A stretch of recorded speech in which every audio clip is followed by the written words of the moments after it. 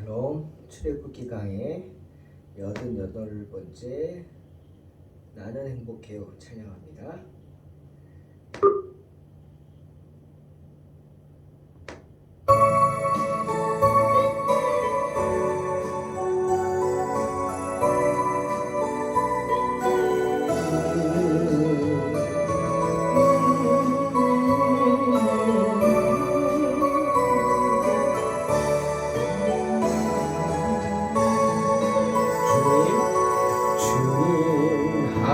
밖에는 아는 사람 없어요.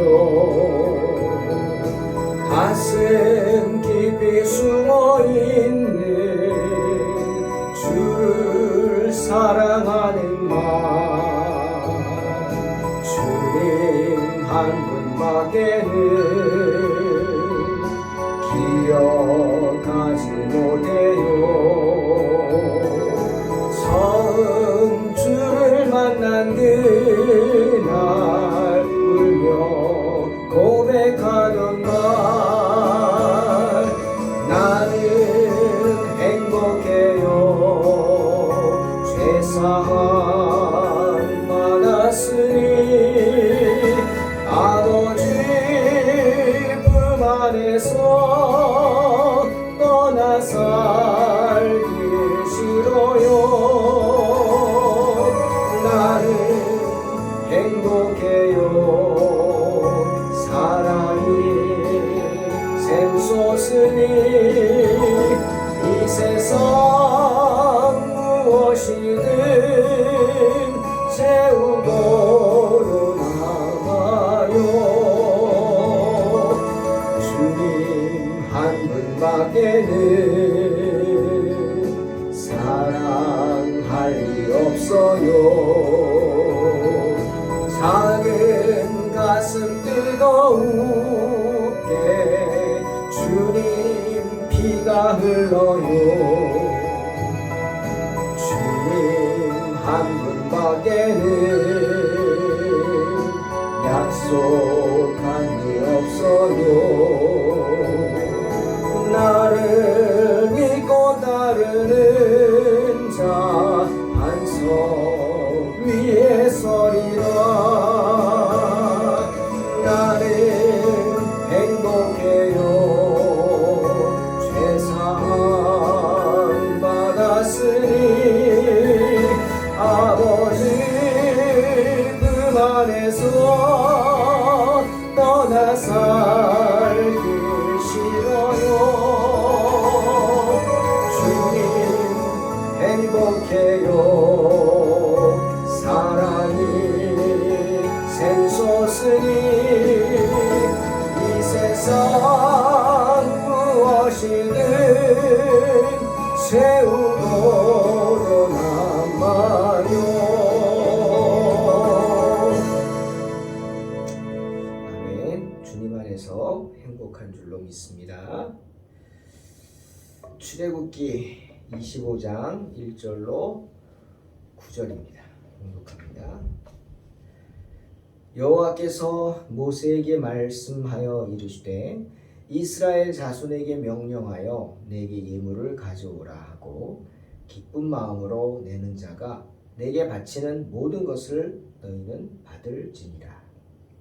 너희가 그들에게서 받을 예물은 이러하니 금과 은과 놋과 청색, 자색, 홍색 실과 가는 배실과 염소털과 붉은 물들인 순양의 가죽과 해달의 가죽과 조각목과 등류와 관유에 드는 향료와 분향할 향을 만들 향품과 호마노며 에봇과 흉패에 물릴 보석이니라.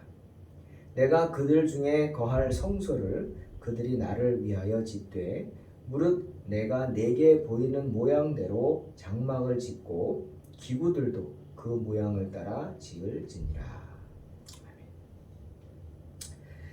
사랑하는 성도 여러분, 사람과 다르게 형체도 없으시고 무소부재하신 하나님께서 왜 우리에게 성전을 지으라고 하실까요?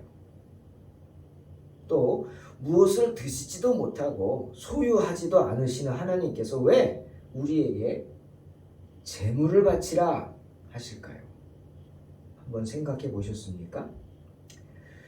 오늘 본문에서 당신의 백성들과 계약을 체결하신 하나님께서는 당신을 예배하는 데 있어서 어떻게 예배드릴지 그 외적인 방법을 말씀해 주십니다. 당신의 백성들과 만나기 위한 눈에 보이는 하나님이 거하실 성소를 지으라 하시고 당신의 백성들로 하여금 그 성소에 예물을 바치라 하십니다. 그리고 그 바칠 특별한 물품들을 구체적으로 제시하시죠. 이러한 것들을 예물로 바치라. 왜일까요? 왜일까요? 바로 하나님께서 당신의 백성들과 어떤 가식적인 신교의 굴레를 만들기 위해서입니다. 눈에 보이는, 여기서 가식적이다 나쁜 뜻이 아니고요. 가식, 눈에 보이고 잡을 수 있는 그러한 신교의 굴레를 만드시기 위해서입니다. 특별한 예식을 만들어서 당신의 백성들이 지키게 하는 거죠. 그렇게 지키게 함으로써 그들이 자신이 하나님을 경외한다는 사실을 느끼게 하는 겁니다. 여러분 그렇죠? 우리가 주일을 지킴으로 내가 성도임을 느낍니다. 그렇죠? 내가 성도이기에 주일이 되면은 교회 가야지 하는 마음을 갖습니다. 왜? 성도는 주일날 교회 가야 돼 라는 어떤 가식적인 굴레가 생겼기 때문이죠. 의무라고 할 수 있는 거예요. 우리가 주일 성수하라 교회 가라 아닙니다. 그렇죠? 주일을 성수하라 교회 가라 아니에요. 하지만 하나님은 그렇게 한 건 아니지만 주일을 성수한다는 것은 주일을 지킨다는 것인데 주일을 지킨다는 것은 주일날 예배한다는 겁니다. 하나님을. 그죠? 하나님을 예배하기 위해서 사람들이 모이죠. 함께 예배드리자고. 그곳이 바로 교회입니다. 그러니 주일날 교회 가야지 하는 것은 나의 굴레죠. 내가 만든 또 하나님의 백성들이 스스로 만든 굴레입니다. 하나님의 백성은 주일날 교회 가야 돼. 함께 모여 예배드려야 돼. 하나님이 기뻐하시는 굴레입니다.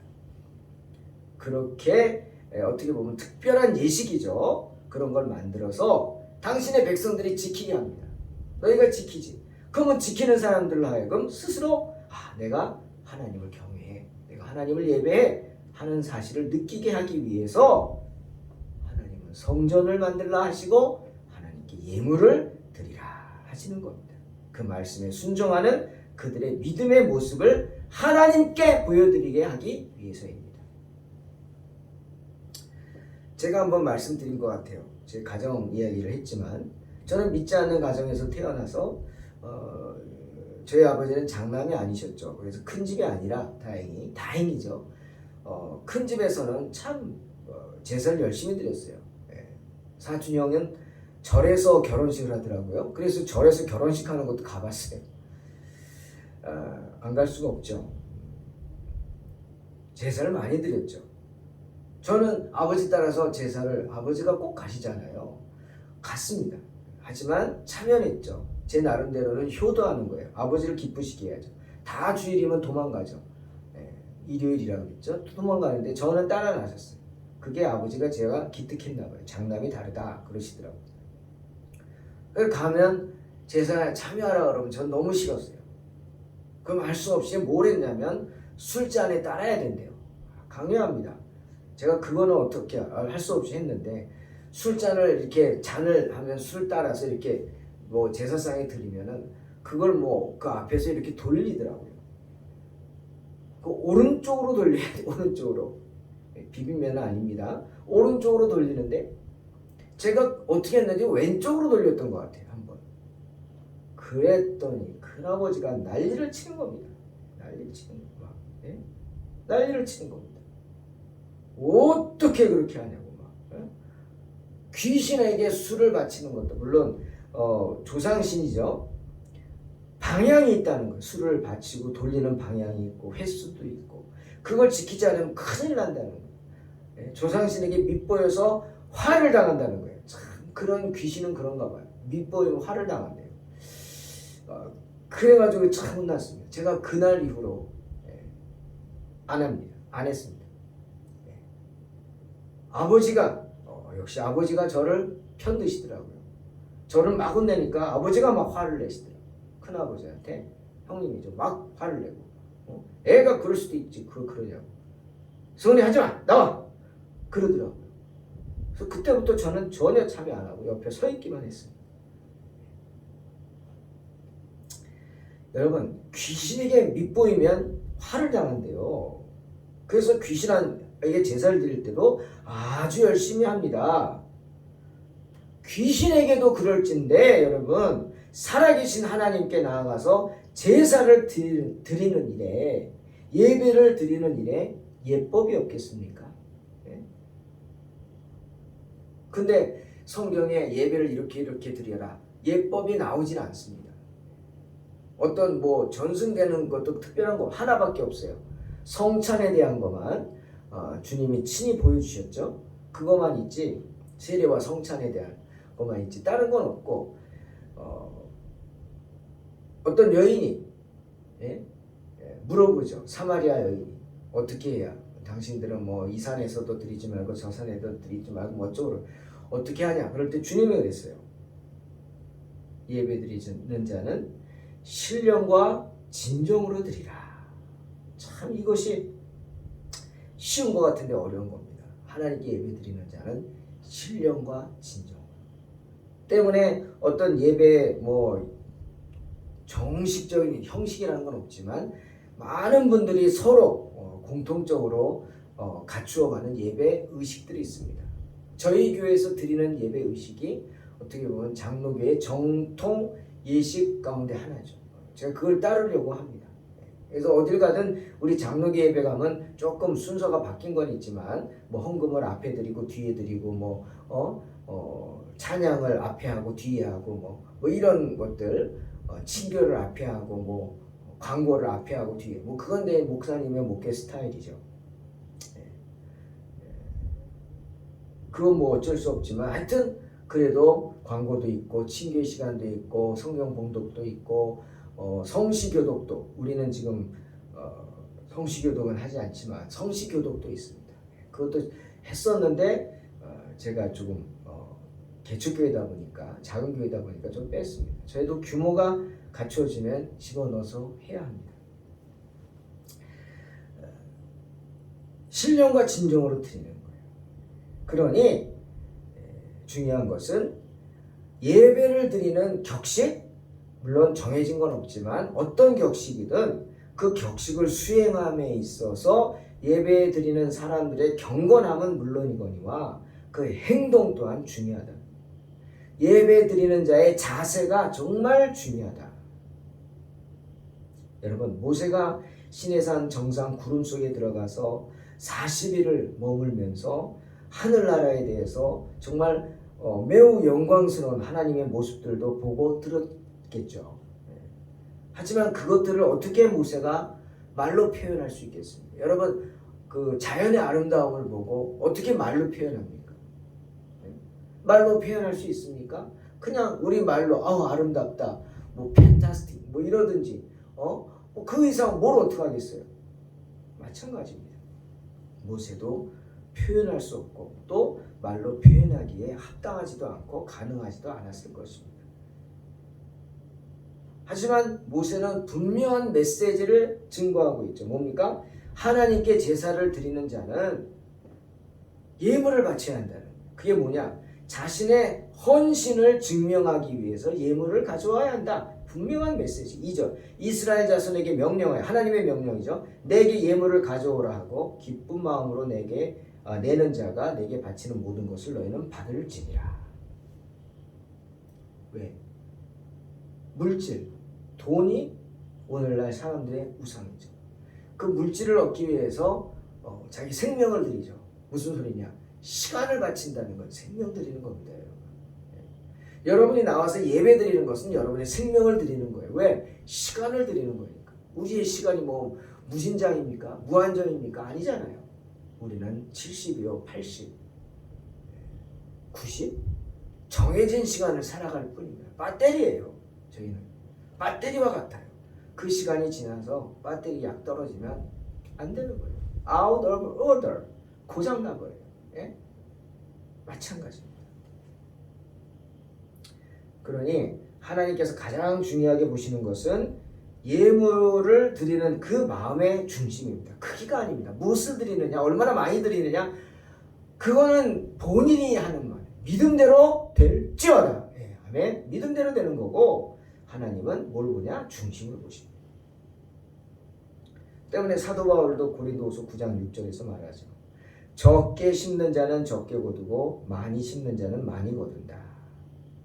7절. 각각 그 마음에 정한 대로 할 것이요 인색함으로나 억지로 하지 말지니 하나님은 즐겨내는 자를 사랑하시느니라. 오늘 하나님께 바칠 그 예물의 종류까지 구체적으로 말씀하시죠. 특히 에봇과 흉패의 치장할 보석의 종류를 말합니다. 에봇은 대제사장이 제사를 드릴 때 입는 옷입니다. 복장입니다. 그리고 흉패는 그 에봇 위에 입는 조끼 같은 거예요. 대제사장이 가슴에 이렇게 다는 정사각형의 헝겊 표장, 즉 하나님의 거룩함을 표시하기 위한 부호나 휘장이죠. 왜 우리 보통 보면은 군인들이 군복에 이렇게 막 뭐 포상 받은 거 이런 거 막 달잖아요. 그런 겁니다. 또 우리 일반 사람들도 어디 뭐 모자 같은 거에 어디 나라 갔다 오면 기념품 달죠. 나 갔다 왔다. 뭐 이런 거 그렇듯이 제사장의 흉패에 하나님의 거룩함을 나타내는 것들을 다는 거예요. 그걸 볼 때마다 세례를 상징하는 거, 성찬을 상징하는 거, 뭐 이런 것들 막 다는 거죠. 근데 그걸 뭘로 다느냐? 보석을 썼다. 그 보석을 가져와야 한다. 너희들이. 그리고 성막을, 성소를 만들 때 성소를 뭘로 만들었어요? 텐트를 만들었죠. 그 성막을 만들려면 어떻게 해야 돼요? 천을 만들어야죠. 거기 쓰여질 온갖 실, 가죽들을 갖고 오라. 여러분, 성막은 아무 짐승의 가죽으로 만들어서는 안 됐습니다. 성막은 아무리 거기 양이 흔하다 해도 아무 양이나 가죽으로 만들 수 있는 거 아니에요. 꼭 순양의 가죽, 그것도 구별된 순양의 가죽, 아무리 또 구하기 힘들어도 해달의 가죽으로 만들어야 했습니다. 또 성막을 바치는 나무도 아무 나무가 아니라 조각목, 씨띠나무만을 사용해야 했습니다. 정말 씨띠나무는 강합니다. 못도 안 들어가요. 참 못도 안 들어가는 아주 강한 밀도가 높은 그런 나무입니다. 하나님은 이렇게 말씀하심으로 그 말씀에 순종하나 안 하나 보십니다. 구별된 마음, 순종하는 마음이 있나 없나 중요하게 보십니다. 이 모든 것들은 억지로가 아니라 자발적인 마음으로 드려야 했습니다. 그것도 어쩔 수 없이 드리는 것이 아니라 즐거운 마음으로 드려야 했다는 것입니다. 하나님은 또한 이스라엘 백성들에게 성소를 세워서 하나님께서 그들 가운데 거할 수 있게 하라 하셨죠. 이렇게 하나님이 이스라엘 자손들로 하여금 자신을 위한 성소를 짓게 하려는 이유가 뭘까? 8절에 나오죠. 하나님께서 그들 중에 거하시고자 하셨기 때문이다. 여러분, 하나님이 거할 곳이 없으니까 하나님 뭐 사람처럼 뭐 집이 있어야 돼요? 무소부지하신데 아니죠. 이스라엘 백성들로 하여금 하나님이 너희와 임마누엘 함께 하신다 함을 상징적으로 보여주시기 위해서 성소를 지으라 하시는 겁니다. 여러분, 하나님이 교회만 계시겠습니까? 아닙니다. 하나님은 어디든 계시지만 특별히 우리가 구별하여 세운 교회 가운데 우리가 구별된 마음으로 찾아올 때 구별된 모습의 우리를 보시고 하나님이 구별된 모습으로 나타나셔서 만나 주십니다. 할렐루야. 그것이죠. 저는 그래서 예배당에 항상 음악을 틀어놓습니다. 사람이 있건 없건 음악을 틀어놔요. 항상 찬양이 있기를 원해요. 이곳에 찬양이 가득하게. 마치 하나님 계신 곳에 구름이 가득해요. 영적인 구름 가득한 것처럼 찬양이 가득하기를 원합니다.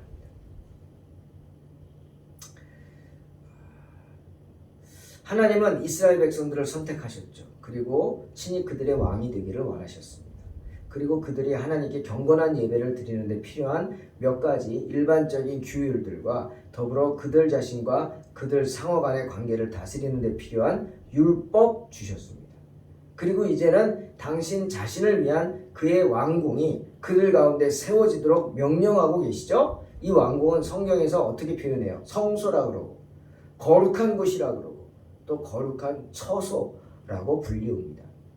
특히 예레미야 17장 12절에서는 하나님께서 거하실 처소를 이렇게 표현하죠. 영화로우신 보좌여 원시부터 높이 계시며 우리의 성소이시며 이렇게 기록합니다. 오늘날 우리가 말하는 성소는 어떤 의미가 있을까? 여러분 오늘날 우리 성소는 어떻게 생각됩니까? 신학자들이 그렇게 말합니다. 성소는요 히브리서 9장 10절에 이런 것은 먹고 마시는 것과 여러 가지 씻는 것과 함께 육체의 예법일 뿐이며 개혁할 때까지 맡겨둔 것이니라 이 말씀이 있고요. 여기서 말씀처럼 성소는 그저 육체의 예법이라고 표현했죠. 그건 뭐냐? 제도일 뿐이다 라는 거예요. 하지만 다른 제도들과 조화를 이루는 이것 역시 제도니까 제도다. 히브리서 9장 1절에서는 첫 언약에도 섬기는 예법과 세상에 속한 성소가 있더라 말씀처럼 세상에 속한 성소라고 불리었습니다. 세상에 속한 성소다. 하나님의 나라에 가면 없어지는 거죠. 그죠? 세상에 속한 거니까. 이 세상에서만 있는 거죠. 이 성소 가운데 하나님이 임하셨어요. 이스라엘 백성들이 느낄 수 있도록 더 이상 의심하지 말라는 거예요. 여러분 출애굽기 17장 17절에 큰 시험이 있었습니다. 그래서 그곳 이름을 무리바 마사 여호와와 다투었다. 즉 여호와와 다툰다는 뜻이 뭐냐면 이스라엘 백성들이 아주 불평과 원망, 하나님을 원망하고 하나님의 존재를 의심하는 일이 있었어요. 왜? 물이 없다고, 목이 마르다고. 야, 하나님이 계시면 우리가 이렇게 목말라는데 가만히 있을 수 있어? 하나님은 없는 거야. 막 이랬어요. 그래서 그곳 이름을 마사 또는 무리바라 불렀어요. 이는 이스라엘 자손이 다투었으며 또는 그들이 여호와를 시험하여 이르기를 여호와께서 우리 중에 계신가 안 계신가 하였음이었더라. 그렇게 여호와께서 우리 중에 계시냐 안 계시냐 의심하지 못하게 하기 위해서 하나님은 그들 가운데 성소를 주신 것입니다. 성소를 바라봄으로 하나님의 임재를 느끼라는 거죠. 이 성소는 장막으로 지어져야 했죠. 왜? 그들이 지금 장막에 거했죠. 아직은 나그네잖아요. 가나안에 정착하기 전이니까. 그러니까 그 이스라엘 백성들이 이동할 때 이 성소도 성막을 거두어서 또 이동시켜야 했어요. 그래서 이 성막을 아무나 하는 게 아니라 성막을 담당하는 사람들이 있죠. 그들이 바로 레위 족속입니다. 구별된 족속입니다. 하나님의 일도 물론 성도들이 다 하지만은 그거 말고 특별히 말씀을 전하고 성례를 집례하고 이건 아무나 할 수 있는 게 아닙니다. 오직 하나님께 택함을 받은 하나님의 사람들 레위 족속만 할 수 있는 거죠. 목사는 레위 족속이라 할 수 있겠죠. 목사의 가족들도 그렇게 해당이 되지 않겠습니까?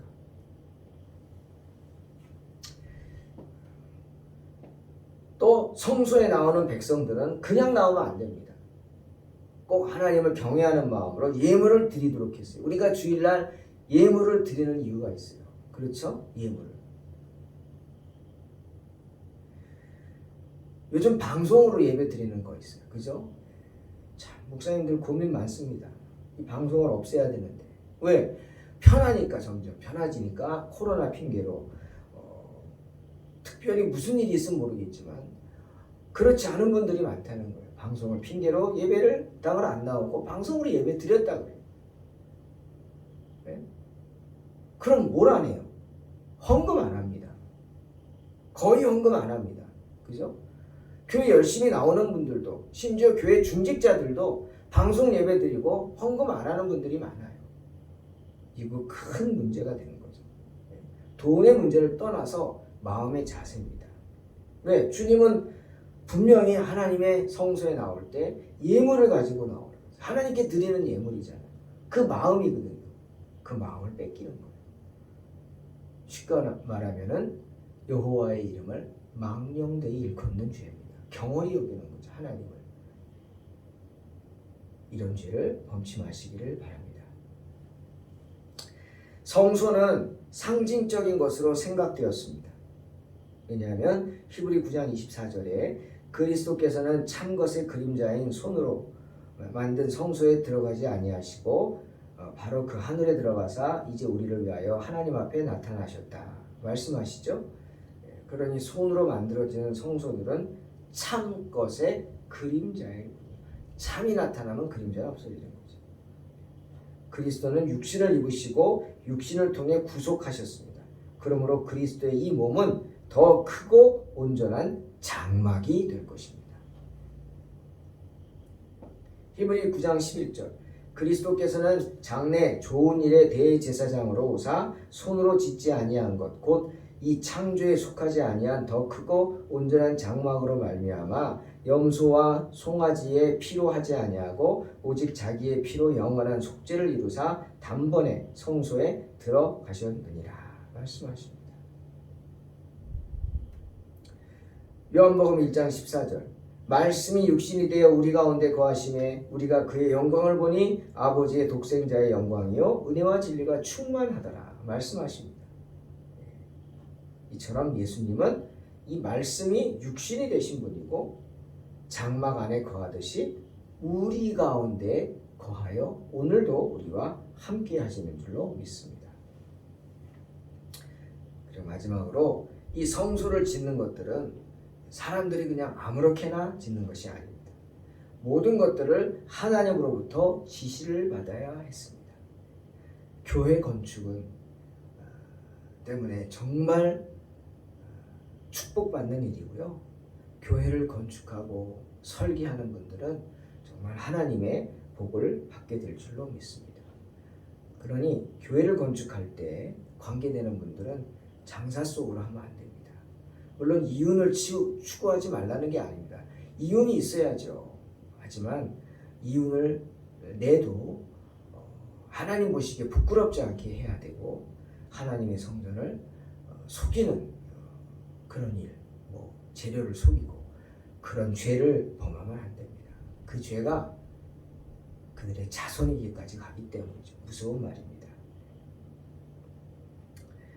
모세는 이 하나님의 왕궁 성소를 세우기에 앞서서 그 성소를 세우는데 필요한 재료들을 어디서 구해야 하고 또 모형을 어디서 얻어야 하는지 하나님으로부터 직접 지시를 받아야 했습니다. 뒤에 보면은 하나님께서 당신이 기뻐하는 사람들을 임명합니다. 누구누구에게 명령해서 설계하고 짓게 하고 재료를 구하게 하고 어디서 구해오고 이제 뒤에 나옵니다. 사랑하는 성도 여러분, 우리는 하나님을 위해서 우리가 무엇을 해야만 하는가 하는 것만 고민하는 게 아니라 그 전에 먼저 우리가 하나님을 위해서 무엇을 할 수 있는가, 하나님 우리가 뭘 할까요? 하는 게 아니라 하나님 제가 할 수 있는 일이 무엇이죠? 제가 할 수 있는 일 이것은 제가 하겠습니다. 할 수 있는 그렇게 스스로에게 하나님을 위해서 헌신할 수 있는 그런 믿음의 모습, 믿음의 자세가 필요합니다. 언제나 주님, 내가 주님을 위해서 무엇을 해야만 합니까? 막 이렇게 하는 게 아니라 주님, 제가 주님을 위해서 할 수 있는 것이 무엇인지 생각하고 이것을 주님께 하겠습니다. 이렇게 헌신할 수 있는 복된 성도가 되시기를 주의 이름으로 축원합니다. 기도하겠습니다. 하나님, 언제나 우리 가운데 임재하시는 하나님을 찬양합니다. 우리의 부족한 모습을 용서해 주시고 언제나 하나님 우리와 함께 하셔서 우리의 모습을 통해서 귀한 영광 받아 주시옵소서. 감사드리며 예수님의 이름으로 기도하옵나이다. 아멘. 믿음으로 승리하시기 바랍니다.